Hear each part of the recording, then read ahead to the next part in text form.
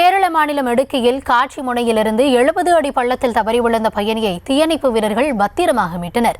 இதுகுறித்த விவரங்களுக்காக இணைகிறார் எம்முடைய செய்தியாளர் சதாம். விரிவான விவரங்களை வழங்கலாம்.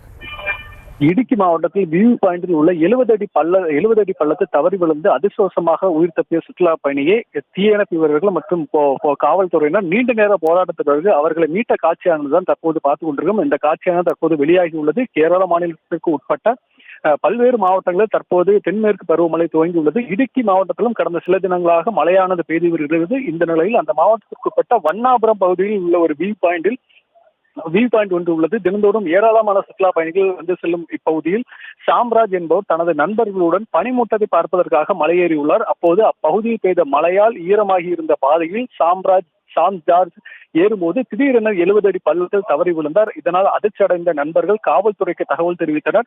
பின்னர் தீயணைப்பு துறையினர் வரவழைக்கப்பட்டு காவல்துறையினரும் தீயணைப்பு துறையினரும் அப்போது பொதுமக்கள் உதவியுடன் கயிறு மூலம் வலையை பயன்படுத்தி தீயணைப்பு வீரர்கள் சாம் ஜார்ஜை மீட்டனர்.